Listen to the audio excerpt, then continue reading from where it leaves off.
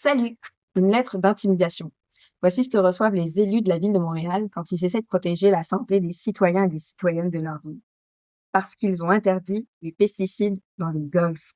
Tu pensais que l'intimidation, c'était juste à l'école? Ben non, toi. Il y a des gens en costard-cravate qui en font aussi. L'intimidation dans le lobbyisme, c'est pas nouveau. Ça fait même partie de l'arsenal du bon lobby. Genre, dans les Monsanto Papers, on en a pas mal vu des cas d'intimidation, mais plutôt en direction des scientifiques. Aujourd'hui, on a la version élue. Alors, après avoir lu et tourné en dérision tout ça dans notre vidéo avec l'humoriste Christian Renas, on avait le goût de décortiquer cette lettre avec toi en détail. Alors, ce petit mot-là, il vient de Pierre Pétel, le DG de Crops Life. T'en avais déjà parlé parce qu'avant d'être le gros lobbyiste des pesticides au Canada, ce monsieur-là, il travaillait pour le gouvernement fédéral, tiens-toi bien, à la division des pesticides.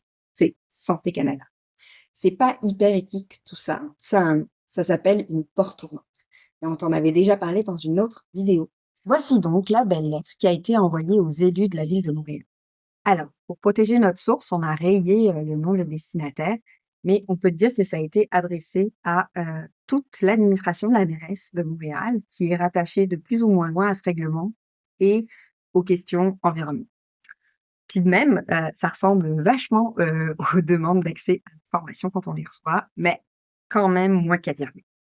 Dans cette lettre, Pierre Pétel, il est un peu paternaliste et il dit à tout ce beau monde-là que c'est pas bien ce qu'ils ont fait et qu'ils auraient dû leur en parler avant de prendre la décision. Au début, il dit qu'il représente le secteur de la phytologie, n'est-ce pas? C'est drôle ça, parce qu'un truc de lobby, c'est de jouer sur le vocabulaire. Et genre, phytologie, produits phytosanitaires, bah c'est le langage qu'a essayé de pousser l'industrie pour éviter qu'on dise tout le temps pesticides. C'est le truc qui veut littéralement dire ce qui tue. C'est plus pro, plus techno, plus gentil. Alors ici, ils rappellent qu'ils soutiennent l'usage des pesticides basé sur la science. La science. Mais quelle science? Celle qui subventionne et qui les met en position de conflit d'intérêts? Il y a une étude qui montre à quel point ces études-là, subventionnées par l'industrie, elles sont plus favorables aux vendeurs de pesticides que celles qui sont faites par des scientifiques indépendants. D'ailleurs, c'est ce qui fait la différence entre les classifications du glyphosate. Le Centre de recherche sur le cancer de l'Organisation mondiale de la santé, l'OMS, classe le glyphosate comme cancérigène probable parce qu'il utilise seulement des études indépendantes. Santé Canada, qui utilise majoritairement des études de l'industrie, ne le dit pas. Ah oui, là, ils chialent fort parce qu'ils n'ont pas été consultés. Alors c'est sûr que c'est dur parce que ça fait changement. Bah oui, à Santé Canada, ils sont tout le temps en train de les consulter. Et l'industrie, elle est présente sur tous les comités possibles et inimaginables. Travaille même avec eux pour rédiger les règlements, organiser les consultations sur les règlements, définir le vocabulaire, créer des plans de communication et travailler les éléments de langage. C'est ce qu'on a révélé l'année dernière dans le dossier des nouveaux OGM. Puis ils se donnaient même des petits noms. La Tiger Team. Trop cute. Fait que oui, c'est pas facile le changement. Ah oui, je l'ai bien aimé celle-là.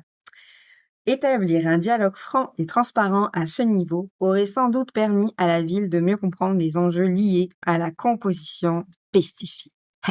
C'est quand même osé cette phrase-là parce que la composition des pesticides, bah, on la connaît pas. C'est un secret industriel.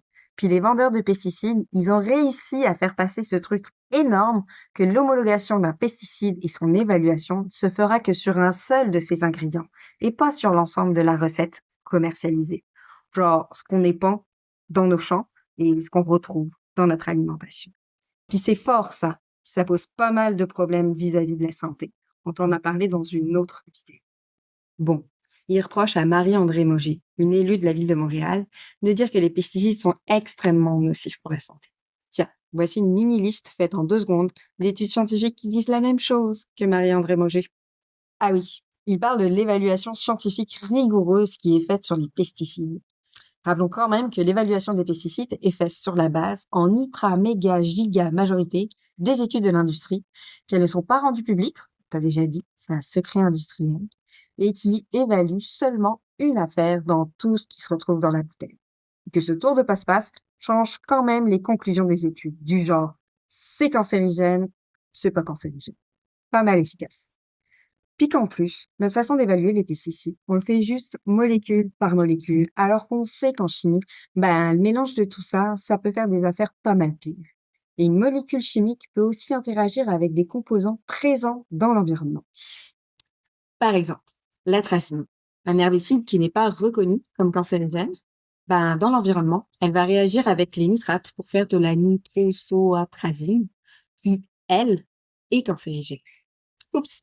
Bon, pour finir, il dit que la ville, elle alimente les craintes et qu'elle démonise les produits antiparasites, pas les pesticides.